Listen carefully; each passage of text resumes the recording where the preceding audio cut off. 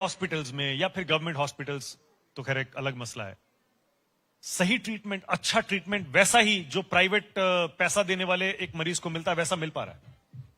देखिए, आयुष्मान भारत योजना में अभी मैंने आपको बताया कि 2018 में ये योजना लॉन्च हुई। उसके बाद से हमने कार्ड्स बनाने शुरू किए। 68 करोड़ में से 45 करोड़ से ज्यादा कार्ड्स हम बना चुके हैं और अगर 13 करोड़ लोगों ने इलाज कराया है उसमें 49% महिलाएं हैं, यानी लगभग आधी महिलाएं हैं। और क्वालिटी की जहां तक आप बात कर रहे हैं तो मैं जरूर आपको बताना चाहूंगी कि 1961 प्रोसीजर्स हैं अक्रॉस 27 मेडिकल स्पेशलिटीज और देश के कोने कोने में आज 38,000 से ज्यादा प्राइवेट सेक्टर के हॉस्पिटल्स और गवर्नमेंट सेक्टर हॉस्पिटल्स दोनों योजना के दायरे में हैं। यानी कोई भी मरीज सरकारी अस्पताल हो या प्राइवेट अस्पताल हो उसमें जाकर ट्रीटमेंट ले सकता है और उसके हॉस्पिटलाइजेशन एक्सपेंसेस से लेकर पोस्ट हॉस्पिटलाइजेशन केयर कर रूम चार्जेस और तमाम आईसीयू सर्विसेज, इम्प्लांट, सब कुछ इसमें शामिल है। तो बेहतरीन लोगों को सुविधाएं मिल रही हैं और जो मेडिकल प्रोसीजर्स हैं वो बहुत सारे हमारे एक्सपर्ट्स कमिटीज ने मिलकर बनाए हैं और बेहतर से बेहतर सुविधा ये सरकार मंशा है। लेकिन हम तो आज भी सुनते हैं अनुप्रिया जी, बहुत ईमानदारी से बता रहा हूं, बहुत गरीब लोग कहते हैं कि हम कार्ड लेके जाते हैं, प्राइवेट हॉस्पिटल वाले घुसने ही नहीं देते, मना कर देते हैं कि यहां नहीं इलाज होगा। नहीं, इस बारे में मैं जरूर आपको कहना चाहूंगी कि कई बार क्या होता है, जो आयुष्मान बेनिफिशियरी है उनको सारे प्रोसीजर्स की या सारी योजना के अंदर आने वाली जो उसकी सहूलियतें हैं उसकी जानकारी नहीं है। तो मैं जरूर बताना चाहती हूं कि जो लोग भी सुन रहे हैं, आयुष्मान भारत का जो भी लाभार्थी है वो सबसे पहले भारत सरकार ने इस योजना के तहत एक व्यवस्था की है कि हर अस्पताल में एक आयुष्मान मित्र होगा, एक हेल्प डेस्क होगा। तो सबसे पहले आपको वहीं जाना है अगर आपको किसी भी प्रकार की कठिनाई आती है। और अगर कोई भी प्राइवेट हॉस्पिटल अगर इलाज करने से मना करे या इलाज में देरी करे तो इसके लिए हमने 2 हेल्पलाइन नंबर जारी किए हैं, एक 14,555 है और एक 1800-111-565 है। यानी कहीं भी अगर आपको मना करता है कोई इलाज करने से, आप तुरंत इस पर शिकायत दर्ज करें। ऑनलाइन ग्रीवेंस पोर्टल भी है, उस पर आप शिकायत दर्ज करें या फिर आपके जिले में जो आयुष्मान भारत का एक नोडल ऑफिसर नियुक्त करती है सरकार, आप उसके पास जा सकते हैं। और किसी भी तरीके से आपको कहीं कोई समस्या होती है तो ये सारे हमने आपको तौर तरीके बताए हुए हैं कि ऐसे आप अपनी शिकायत हमें दर्ज करा सकते हैं और इस पर त्वरित कार्रवाई होती है। हमारे पास ऐसे अगर कभी भी कोई शिकायत आई है तो हमने तुरंत केस को टेकअप भी किया है और बहुत सारे एम्पैनल्ड अस्पतालों को हमने डीएम्पैनल भी किया है और कहीं अगर उन्होंने पेशेंट्स के साथ ज्यादा वसूली की है तो उनके ऊपर हमने फाइन भी लगाए हैं, फाइनेंशियल उनको पेनल्टीज भी हमने उनके ऊपर लगाई है। मंत्री होने के नाते थोड़ा मुझे कुछ अगर उदाहरणों से आप बता पाएं कैसे ये आयुष्मान भारत ने आम लोगों की, गरीब लोगों की जिंदगी बदली है। आप विजिट करती होंगी हॉस्पिटल्स, देखती होंगी कि कैसा कवरेज है, कैसे लोग अब फ्री में इलाज करा पा रहे हैं, कितना इलाज करवा पा रहे हैं। बहुत बड़ा एक सामाजिक रेवोल्यूशन है ये, मैं ये कहना चाहती हूँ, क्योंकि बहुत सारे ऐसे परिवार होते हैं जो निम्न मध्यम वर्गीय परिवार हैं, मध्यम वर्गीय परिवार है या बहुत गरीब परिवार है। तो हम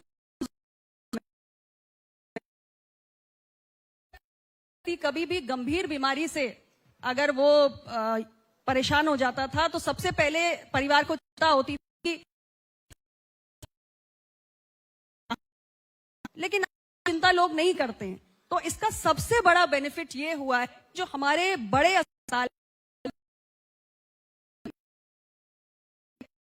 बिना पैसों की चिंता किए हुए कोई भी व्यक्ति जाकर 5 लाख रुपए का मुफ्त इलाज इन किसी भी एम्पैनल्ड अस्पताल में ले सकता है।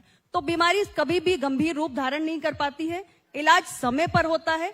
और इसमें लैंसेट की एक रिपोर्ट भी है जिसमें यह दर्शाया गया है कि आयुष्मान भारत प्रधानमंत्री जन आरोग्य योजना आने के बाद खास तौर से जो बेनिफिशियरीज हैं उसमें जो कैंसर पेशेंट्स हैं, कैंसर जैसी गंभीर बीमारी का जो इलाज है वो बहुत समय पर प्रारंभ हुआ है। इस योजना के कारण वो डिले नहीं हुआ है। तो जब समय से गंभीर बीमारियों का इलाज शुरू होता है तो मोर्टेलिटीज कम हो जाती है, मोर्टेलिटीज में गिरावट आती है और बड़े अस्पतालों पर बोझ भी कम होता है। तो इस तरीके से एक बहुत बड़ा संबल इस योजना ने दिया है। क्या स्टेट गवर्नमेंट सारी सपोर्टिव है? एक बंगाल तो लागू नहीं कर रहा था, वहां भी हो गया, वहां पर भी अभी भी 5-7 ऐसे राज्य हैं जहां पर अपोजिशन पार्टीज की गवर्नमेंट्स हैं, वहां पूरा सपोर्ट मिल रहा है क्या? अब ये योजना लागू हो चुकी है और स्टेट गवर्नमेंट्स भी इसे देख रहे हैं कि जिनका कार्ड बन गया है अगर उसे बेहतर फैसिलिटी मिलती है तो कहीं ना कहीं एक गुडविल तैयार होती है। उनका भी जिसमें फायदा होता है। उनका भी फायदा होता है, क्योंकि उनके राज्य में रहने वाले जो नागरिक हैं उनको बेहतर स्वास्थ्य सुविधाएं मिल रही हैं, तो स्टेट के ऊपर कोई एडिशनल हेल्थ एक्सपेंस नहीं आता है।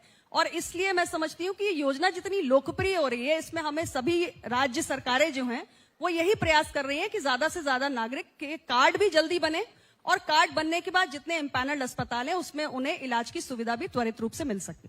प्राइवेट हॉस्पिटल्स बहुत मनमानी करते हैं। यहाँ जितने लोग बैठे हैं, आप किसी से भी पूछ लीजिए, उनका हॉस्पिटल से कभी ना कभी वास्ता जरूर पड़ा होगा। एक्सपीरियंस अच्छा नहीं होता है।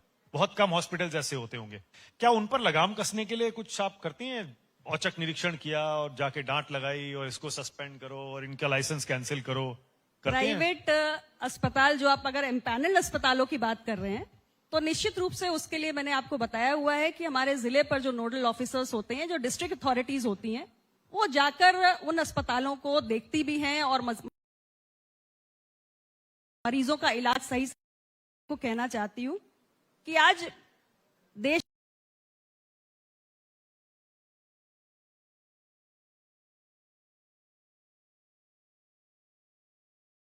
के अंदर या दुनिया के अंदर बीमारियां जिस गति से बढ़ रही हैं, ऐसे में मैं सभी को अपील करना चाहूंगी, आज का ये कार्यक्रम पूरा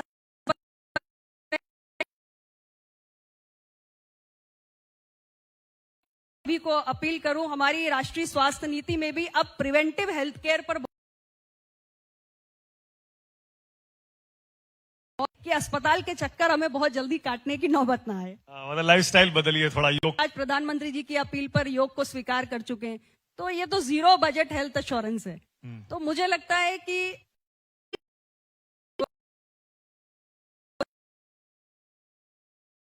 करण हुआ और हम सेडेंट्री हो गए, फिजिकल एक्टिविटी कम हो गई है। ये बहुत बड़ा कारण है कि आज हम नई नई बीमारियों के बारे में सुन रहे हैं, और इसमें जीवन शैली से जुड़ी हुई बीमारियां जो हैं वो हर घर में प्रवेश कर चुकी हैं। डायबिटीज है, कैंसर है, सीवीडीज है, हर घर में है। तो मेरे ख्याल से एक स्वस्थ जीवन शैली अपना के हम में से बहुत सारे लोग प्राइवेट अस्पतालों के चक्कर से बच सकते हैं। अच्छा, आयुर्वेद को सरकार ने बहुत बढ़ावा दिया है। अब जब हेल्थ की बात हो रही है, मेडिसिन की बात हो रही है, तो आप क्या मानती है? आपको भी लगता है कि एलोपैथी, होम्योपैथी, आयुर्वेद सब एक साथ चल सकता है और चलना चाहिए? सबका अपना अपना इंपॉर्टेंस है, खासतौर से हिंदुस्तान जैसी सोसाइटी। खासियत ये है भारत की कि हमारे पास एक बहुत पुराना, बहुत प्राचीन, बहुत मजबूत traditional Indian system of medicine मौजूद है।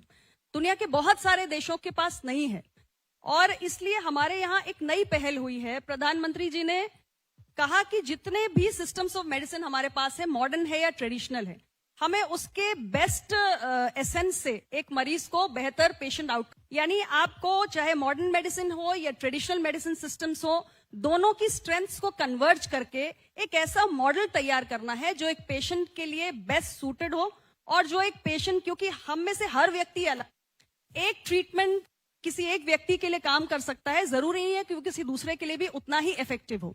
इंटीग्रेटिव हेल्थ केयर एक ऐसा मॉडल है, और इसका हमने एक प्रयोग भी किया है। All India institute of medical sciences Delhi में हमने एक सेंटर भी इसका स्थापित किया है। इसकी कल्पना आप आज से कुछ साल पहले नहीं कर सकते थे। तो एक इंटीग्रेटिव मॉडल के अंतर्गत पेशेंट को कैसे बेहतरीन स्वास्थ्य सेवाएं मिल सके, ये हमारी कोशिश है। एलोपैथी वाले तो नाराज भी हो जाते हैं इस बात से। अब एम्स में अगर सेंटर बन रहा है इंटीग्रेटिव मेडिसिन का, इसका मतलब कि सभी लोग साथ आने के लिए तैयार हैं, और सब कहीं ना कहीं ये समझ रहे हैं कि हर सिस्टम ऑफ मेडिसिन की अपनी एक स्ट्रेंथ है, अपनी एक ताकत है, और कुल मिला के हमारा उद्देश्य होता है बेस्ट पेशेंट आउटकम को अचीव करना, जो हम इस मॉडल के जरिए करना चाह रहे हैं। हॉस्पिटल में जो भीड़ होती है और वो बढ़ती जा रही है, आपने बिल्कुल सही कहा, बीमारियां तो बढ़ती जा रही हैं, लेकिन हॉस्पिटल उतनी स्पीड से बढ़ नहीं रहे। क्या कहीं कोई प्रॉब्लम है क्या? भारत की आबादी कितनी है? 146 करोड़, और भारत का हर राज्य अपने आप में एक देश है। और इतनी बड़ी आबादी के लिए आपको तारीफ करनी चाहिए कि हमने तय किया है कि यूनिवर्सल हेल्थ कवरेज हमारा लक्ष्य होगा, यानी हर नागरिक को हमें अफोर्डेबल, एक्सेसिबल और क्वालिटी हेल्थ केयर देनी है। और उसके लिए लगातार हेल्थ केयर का जो इंफ्रास्ट्रक्चर है उसको भी हमने बढ़ाया है। नए हॉस्पिटल, नए medical college, tertiary health care centres बनाए हैं। टेक्नोलॉजी का भी उपयोग किया है ताकि देश के कोने में बढ़ सके। रही बात की पेशेंट्स की लंबी लंबी लाइनें ना लगे, इसके लिए हमने जो हमारा आयुष्मान भारत डिजिटल मिशन है, उसके तहत हमने एक नई व्यवस्था शुरू की है। ये हॉस्पिटल मैनेजमेंट के दायरे में आती है। अब हमने एक स्कैन एंड शेयर ये शुरू किया है। क्यूआर कोड को जाके आप स्कैन करेंगे तो आपको अपना जो ओपीडी काउंटर पे आप देखते हैं कि लंबी लंबी लाइन लगी रहती है, तो उसमें क्यूआर कोड स्कैन करते हैं तो आपका टोकन जनरेट हो जाता है और आपको ओपीडी के लिए डॉक्टर का जो अलॉटमेंट नंबर होता है वो मिल जाता है। तो उससे पेशेंट का टाइम बहुत घट रहा है। प्लस जो हमने नए मेडिकल एजुकेशन इंस्टीट्यूट्स बनाए हैं जिससे नए डॉक्टर्स आने वाले समय में हमें मिलने जा रहे हैं, उससे जितने हमारे ज्यादा डॉक्टर्स की अवेलेबिलिटी बढ़ेगी तो पेशेंट्स की लाइन अपने आप कम होने लगेगी। और तीसरा, प्रिवेंटिव हेल्थ केयर की दिशा में हम बहुत बड़ा काम कर रहे हैं। लोग सही आहार लें और जीवन शैली को स्वस्थ रखें, इससे भी काफी हद तक सेहत की जो स्थिति रहेगी वो बेहतर रहेगी। अस्पतालों के चक्कर काटने की बहुत नौबत नहीं आएगी। वो तो ठीक है, बिल्कुल सही कह रही हैं आप, लेकिन कभी ना कभी जाना पड़ता है अनुप्रिया जी। हॉस्पिटल्स की संख्या और दूसरा डॉक्टरों की भी संख्या, उस पर भी बहुत बड़ा एक संकट जैसा दिखता है। और हर जगह जहां भी जाओ गवर्नमेंट हॉस्पिटल्स खासतौर से डॉक्टर्स नहीं है, नर्सेज नहीं है, ये नहीं है। क्या इस पर कुछ ऐसा रेवोल्यूशन बिल्कुल काम करने की हुआ। बात हो रही है क्या? इसका सबसे बड़ा जो अभी मैंने आपको बताया कि सबसे पहले तो हमने देश में मेडिकल कॉलेजेस की संख्या बढ़ाई है। आज से 12 साल पहले देश के अंदर 384 मेडिकल कॉलेजेस हुआ करते थे, लेकिन आज देश के अंदर इन 12 वर्षों में मेडिकल कॉलेजेस की संख्या बढ़कर 820 से अधिक हो गई है। इन मेडिकल कॉलेजेस से कितनी बड़ी संख्या में डॉक्टर्स निकलने वाले हैं और स्पेशलिस्ट डॉक्टर्स और सुपर स्पेशलिस्ट डॉक्टर्स देश को आने वाले समय में मिल रहे हैं, इसकी आप कल्पना कर सकते हैं। इसके साथ ही जहां जहां हमने नए मेडिकल कॉलेजेस बनाए वहां हमने नर्सिंग कॉलेजेस भी बनाए ताकि हमारे पास नर्सिंग प्रोफेशनल्स की कमी ना हो। और इस बार के बजट में हमने 1 lakh allied health care professionals और उसके साथ ही मल्टी स्किल्ड केयर गिवर आने वाले समय में हमारी बुजुर्ग आबादी बढ़ने जा रही है, हमने उसके भी प्रबंध किए तो हमारा मैन पावर शॉर्टेज ना हो, इंफ्रास्ट्रक्चर का शॉर्टेज ना हो। इसके साथ साथ जो दूर दराज के इलाके हैं जहां का मरीज चलकर किसी बड़े अस्पताल में नहीं आ सकता है, उसके लिए हमने ई संजीवनी जैसे बहुत बड़े टेक्नोलॉजिकल इंटरवेंशंस किए हैं। करोड़ों लोग आज अपने गांव में बैठकर एक नजदीक के आयुष्मान आरोग्य मंदिर में जाकर दूर बैठे किसी मेडिकल कॉलेज या बड़े अस्पताल के स्पेशलिस्ट डॉक्टर से टेक्नोलॉजी के माध्यम से ई संजीवनी के द्वारा कंसल्टेशन प्राप्त कर रहे हैं। तो टेक्नोलॉजी एक ऐसा एनेबलर है जो हर उस व्यक्ति के लिए स्वास्थ्य सेवाओं की पहुंच को सुनिश्चित कर सकता है जो चलकर शायद जिसके पास इतने संसाधन नहीं है कि किसी बड़े अस्पताल या किसी बड़े डॉक्टर की वो फीस दे सके। डॉक्टर्स हम अक्सर सुनते थे कि वो दूर दराज के गांव में, ग्रामीण इलाकों में जाना नहीं चाहते हैं। क्या आज भी ऐसा है या वो कम हुआ है अनुप्रिया जी? देखिए, इसमें भी हमने बहुत सारे प्रयोग किए हैं और उसकी मैं जरूर जिक्र करना चाहूंगी। आप जानते हैं कि स्वास्थ्य राज्य का विषय है। हमारे सेंट्रल गवर्नमेंट में हम बैठकर ब्रॉड पॉलिसी गाइडलाइंस बनाते हैं, लेकिन उसका एग्जीक्यूशन स्टेट लेवल पे होता है। तो सबसे पहले राष्ट्रीय स्वास्थ्य मिशन एनएचएम के तहत हमने 2 ऐसे प्रावधान किए हैं जो विशेष तौर से गांव और ग्रामीण और दूर दराज के इलाकों में डॉक्टर्स जाके काम करें उसके लिए है। एक है हार्ड एरिया अलाउंस जो हम एनएचएम के तहत ऐसे डॉक्टर्स को देते हैं, इसके लिए सेंट्रल गवर्नमेंट फाइनेंशियल असिस्टेंस देती है। और दूसरा, हम एक स्पेशल प्रोविजन लाए हैं यू कोट वी पे, यानी एक स्पेशलिस्ट डॉक्टर क्या सैलरी चाहता है वो बताए, हम देने या बस वो एक रिमोट एरिया में जाए। और इसके साथ जितने मेडिकल कॉलेजेस हमने बनाए वहां पे हमने एक नया प्रयोग किया है एकेडमिक करिकुलम में कि जो भी एमबीबीएस के बच्चे हैं उनके लिए हमने फैमिली अडॉप्शन प्रोग्राम कंपलसरी किया है। यानी हर एक एमबीबीएस की पढ़ाई करने वाला बच्चा एक ऐसा गांव जिसको मेडिकल कॉलेज अडॉप्ट करेगा, उसमें एक परिवार को वो बच्चा अडॉप्ट करेगा और एक फैमिली फिजिशियन की तरह वो उस पूरे परिवार की सेहत का ख्याल करेगा। और जो हमारे पीजी के स्टूडेंट्स पास आउट करते हैं उनके लिए हमने डिस्ट्रिक्ट रेजिडेंसी प्रोग्राम शुरू किया है।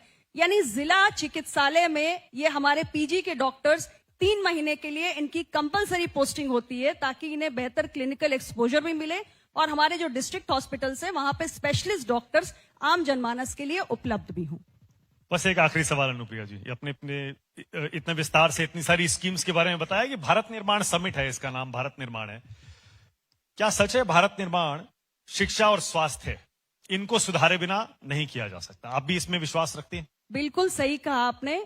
अगर हमें विकसित भारत की तरफ बढ़ना है, अगर हमें देश को आगे लेकर जाना है तो एजुकेशन और हेल्थ ये 2 ऐसे सेक्टर्स हैं जो बेहद जरूरी हैं।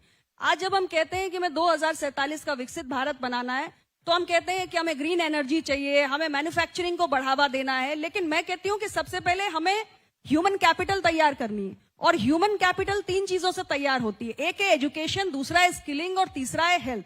और हेल्थ की दृष्टि से राज्य को, देश को मजबूत करने के लिए भारत सरकार ने बहुत सारे कदम उठाए हैं और मुझे खुशी है कि देश का जो स्वास्थ्य परिदृश्य है वो 12 सालों में बहुत तेजी से बदला है। भारत आज एक उभरती हुई शक्ति है। यहां तक कि ड्रग्स और फार्मा के मामले में भी हम आगे बढ़ रहे हैं। आर्टिफिशियल इंटेलिजेंस का उपयोग हम कर रहे हैं ताकि हम ड्रग डिस्कवरी को एक्सेलरेट कर सके। नए ड्रग मॉलिक्यूल्स हम भारत के अंदर हमारी फार्मा कंपनियां उसे ढूंढकर कंपनीज निकाल सके। जेनेरिक दवाओं से हम जो बायोलॉजिक्स हैं, बायोसिमिलर्स हैं, उसकी तरफ बढ़े। उसके लिए बायोफार्मा शक्ति मिशन की भी घोषणा हुई। हम एपीआईज आज अपने देश में बना रहे हैं क्योंकि हम इंपोर्ट डिपेंडेंस नहीं चाहते हैं। तो भारत हर दृष्टि से आज स्वास्थ्य के क्षेत्र में मजबूत हो रहा है, तैयार हो रहा है और भारत का निर्माण तभी होगा जब ह्यूमन कैपिटल मजबूत होगी। 24 के बाद 2 साल हो गए आपकी केंद्र सरकार को। अब 27 है, फिर 29 है। तैयार हैं आप सारे चैलेंजेस के लिए? मैंने तो बिल्कुल आपसे कहा कि 27 में तीसरी बार एनडीए सरकार, इसमें कहीं कोई संदेह नहीं है। भारतीय जनता पार्टी के सबसे हम पुराने एलाय हैं उत्तर प्रदेश में। 5 चुनाव साथ मिलकर लड़े हैं, 6ठा लड़ने जा रहे हैं और मुझे पूरा भरोसा है उत्तर प्रदेश की जनता ने भारत सरकार और राज्य सरकार के विकास के कार्यों को देखा है, उत्तर प्रदेश की एक बदली हुई तस्वीर को देखा है और इस इलेक्शन में भी उत्तर प्रदेश की जनता हमारे एनडीए गठबंधन, जिसमें आज हम 5 दल शामिल हैं, हमारा परिवार बड़ा हो चुका है, इस गठबंधन पे अपना भरोसा जताएगी और तीसरी बार और मजबूती के साथ एनडीए सरकार बनाएंगे। ऑलराइट, इसी नोट पे thank you so much Anupriya ji, बहुत धन्यवाद भारत निर्माण समिट में आने के लिए। बहुत बहुत धन्यवाद। छोटा सा ब्रेक ले रहे हैं यहाँ पर।